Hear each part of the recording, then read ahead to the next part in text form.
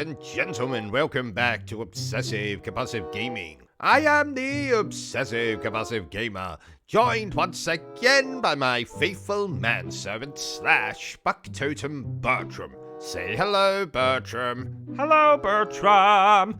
And this is our review for Indiana Jones and the Staff of Kings. So, dear viewer, if you don't mind, don't forget to subscribe to this channel and like this video. So, Indiana Jones and the Staff of Kings originally released in 2009.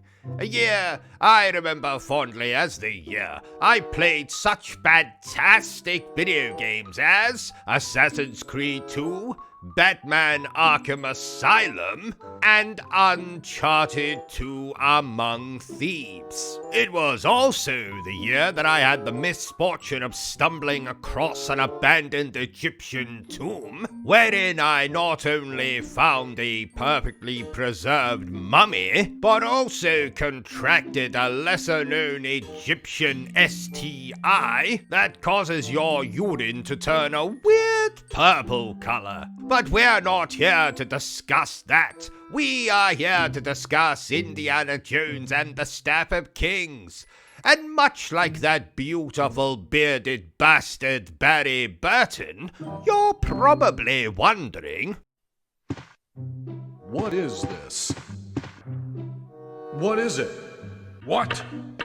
What is this? What is it? What is it? Well, Indiana Jones and the Staff of Kings is a video game starring, you guessed it, Indiana Jones. And though it was originally released for the PlayStation 2, the PlayStation Portable, the Nintendo Wii, the version I am reviewing today is the recently released version for the PlayStation 4 and the PlayStation 5.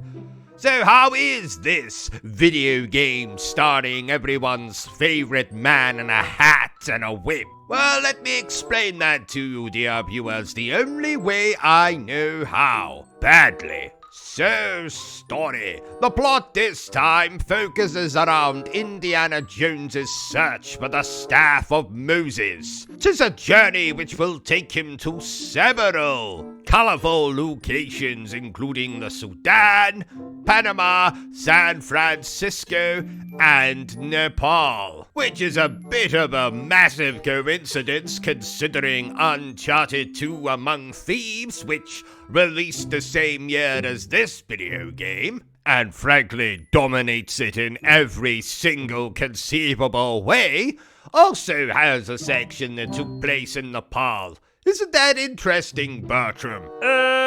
Actually, Bertram, no one gives a shit about your opinion. So let's get this review underway, starting with the good things about Indiana Jones and the Staff of Kings. Well, it's an Indiana Jones video game, a character I rather enjoy, a series of movies I enjoy. Oh, did you know, Bertram, that this video game originally started life as an adaptation of Indiana Jones and the Crystal Skull, which, as everyone knows, is the single best, most impressive Indiana Jones movie ever made? Don't worry, he's being sarcastic. Yes, I am, but it's true. This game did start life as a tie-in to that particular movie. There was also supposed to be a PlayStation 3 version and Xbox 360 version, but I guess some idiot at LucasArts or in the game development team decided, no, let's not do that. Let's release a PlayStation 2 game in 2009. Bad idea. So what else is good about the game? Well, I suppose the story's not bad. There's a nice mix of gameplay elements ranging from exploration to some very simple puzzle solving to cover shooter sections to controlling a plane, controlling a car. Nice varied gameplay here. And though the game has a lot going against it, we'll get to that in a moment, I had a pretty fun time playing through, which for me is a very, very, very, very inferior version of Uncharted or Tomb Raider. That seems to be a nice segue into talking about the bad about Indiana Jones and the Staff of Kings. Well, where to begin? Well, since I just mentioned Uncharted, this game so desperately wants to be Uncharted. And of course, by 2009, when this game eventually released, there had been not one, but two fantastic Uncharted games. In fact, Uncharted 2, which released the same year as this game, is probably still considered to be the best action-adventure / Uncharted game ever made. Personally, I prefer Uncharted 4, but that's neither here nor there. And without being too unkind to Indiana Jones and the Staff of Kings, this is a PlayStation 2 game. It was never going to compete with Uncharted. Graphically, it's not very good. Gameplay, it's a little bit janky, a little bit outdated.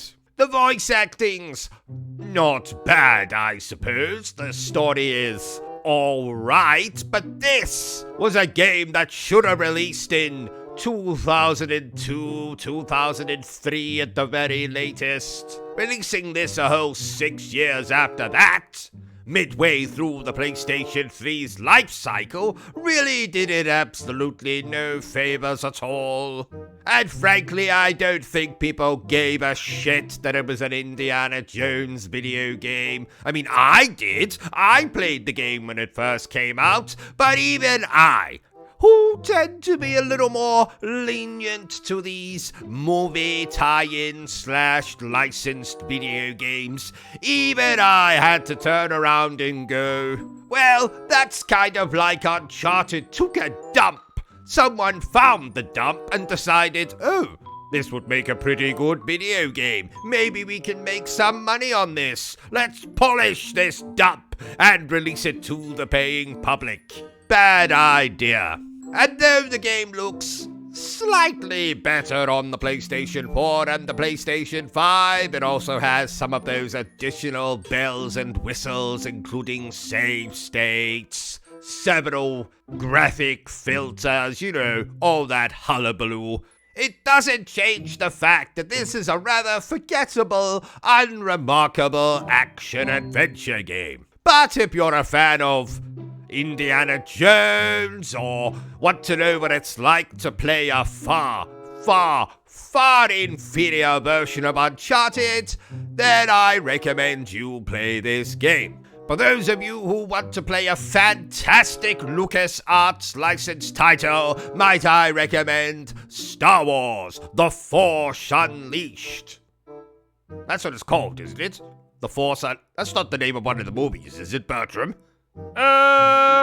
Well, regardless, I'm sure you know exactly what I'm talking about. Therefore, I declare that Indiana Jones and the Staff of Kings is... it's okay, I guess. So there you have it, ladies and gentlemen, my totally not improvised review for Indiana Jones and the Staff of Kings. If you enjoyed this little review of mine, don't forget to give me a thumbs up. If you haven't enjoyed it, well then feel free to give me a thumbs down. But please remember the single most important thing I always tell you, dear viewer, and that is to always stay obsessed with gaming. Say goodbye, Bertram. Goodbye, Bertram. Are you still here? Oh, you must have really enjoyed this video then. In that case, you had better subscribe to the channel and check out our other content. Otherwise, you're a booby pants, and no one wants to be a booby pants.